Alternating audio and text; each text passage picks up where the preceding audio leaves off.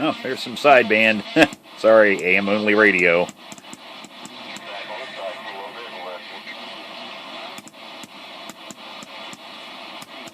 they go to the other land, I'll be back if God will. Bad news. Stop. Yeah, and I'm gonna put it up. I'm gonna put it on the flat side. So what we have here today is a Midland PowerMax model 77-250, and I think this is, the C version. Came in a few versions over its lifetime. Some of them had black faces. As you can see, this one got the chrome face. Actually, it's chrome and brushed aluminum, or actually, I guess you could call that brushed aluminum there. Nice little radios. You've probably seen these before. They kind of stick out like a sore thumb because they silk screen the names right onto the cover. So it's kind of, you could see one of these things from football field away. Somebody held one up and you go, oh yeah, Midland PowerMax. So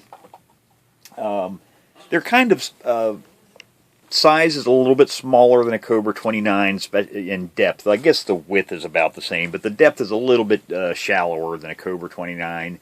They're really good working little radios. They employed some circuitry back in the day when these were made.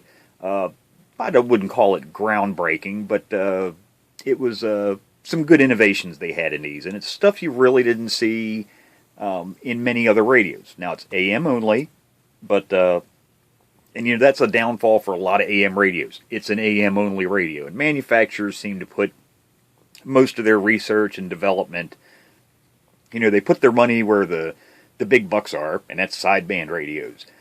So a lot of times the AM-only radios, they'll be good radios, but when it comes to getting fancy new features and whatnot, a lot of times they tend to suffer. Well, this one they actually employed some new circuitry in them, and filtering especially, for the receive. So, like pretty much any other radio, it has a A&L and a noise blanker. So, A&L button here, and there's a noise blanker. And there's several buttons go across here. You've got a dimmer, you have the DNF, which we'll get to in a second, noise blanker, A&L, channel 9 and 19, and your signal SWR and calibrate button. The DNF button, or switch though, that's, I think in this, that's supposed to stand for dynamic noise filter. In different versions of this, the different letter versions, I think some of the other ones they called it like ESP or ESP2 or something like that. But the DNF kind of actually is what it is. It's a dynamic noise filter.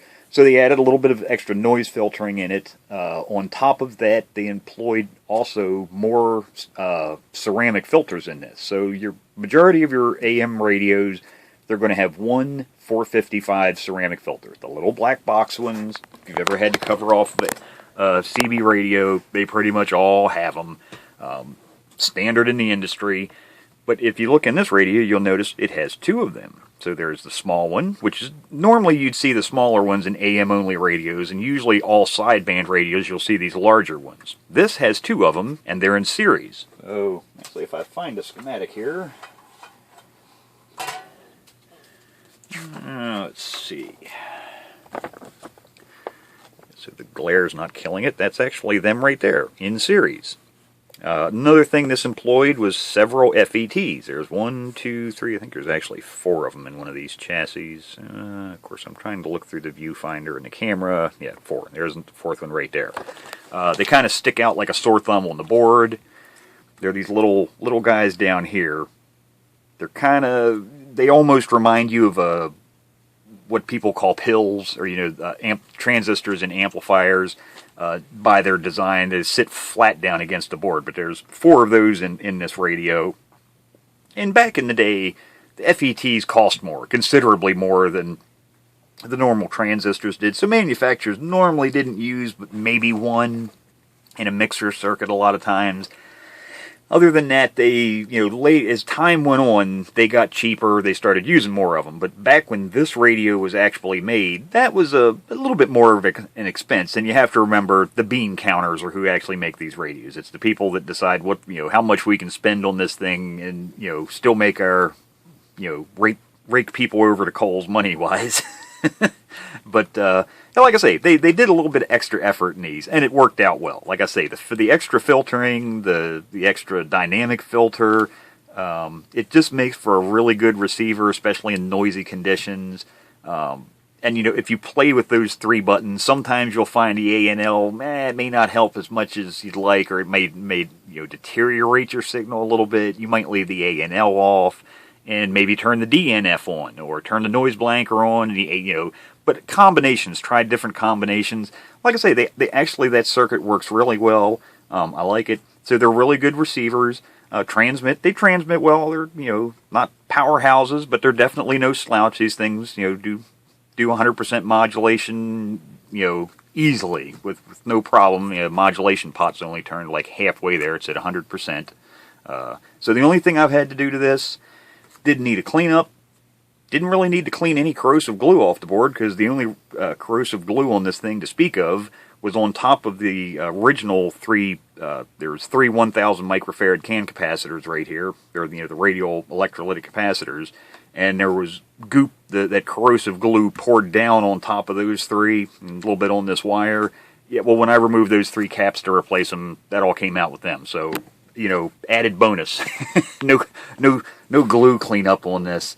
So, I don't know if this was sold as supposed to be new or not, but it's obviously used. The customer bought this. I think he had it shipped directly to me, so I don't think he's actually seen this yet.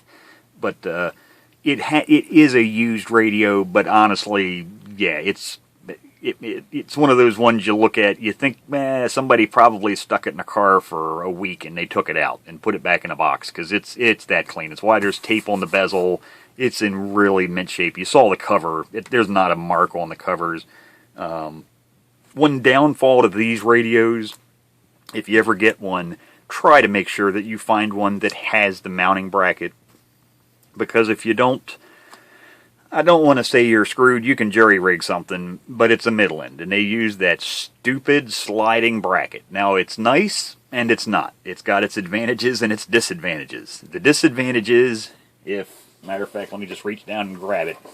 If you ever lose this thing, you're screwed. So, it has, I'll start off with the side of the radio. It doesn't have 2 screw holes, 1 or 2 screw holes like most radios have. It has this, like a T-track or an E channel. It's like a dovetail track there. And this clip here slides in. You can see it's machined. Okay, that slides into that little bracket. And then your normal, speed nut knob goes into this one here. And you crank that down to lock it into place. The problem is, if you don't have this bracket, you could even get away without the bracket. But these little the pieces that slide into the dovetail, if you don't have these, yeah, you're kind of screwed. Yeah, unless you make some. Now, honestly, it wouldn't be that hard. Just a piece of aluminum stock with a slot machined down each side and 2 screw holes, threaded screw holes. But still, yeah, without that, yeah, it's not easy. Now, they're nice because you can adjust how the radio is mounted depth-wise. Because it's on a sliding track, you can put the bracket the whole way to the front or the whole way to the back. So depending where if you're mounting this, as it was meant to be used, a mobile radio, when you mount it up underneath your dashboard, you could kind of get playful with the bracket, where you mount it, and still move the radio back and forth. Even once the bracket's locked in place, you can still slide the radio forward and back to, position it so the face of the radio might be even with your dashboard. So, like I say, it's got its advantages. It works great. Makes installations easier. It sucks if you ever don't have one, because you're not just going to walk down to the local radio shop and say, "Hey, I need a mounting bracket for an old Midland." They're just going to look at you and go, "Yep, you still need one." But there you go. So, like I say, really didn't do anything to this other than replace the electrolytic capacitors, do a transceiver alignment on it. Then it's a good working radio. Receives well, transmits well. Like I say, these are a joy to use if you listen to AM. Because of the extra filtering in them, they have a little bit better. Now, sensitivity is about the same as other AM radios, but as far as filtering out noise, these radios here definitely do hold an edge over a lot of other ones, because they've got a good filtering circuit between the noise blankers, the DNF, and the A&L circuit. It really does wonders, and the double ceramic filters here, something you just don't see. They spent that extra money. They didn't have to when they made this thing.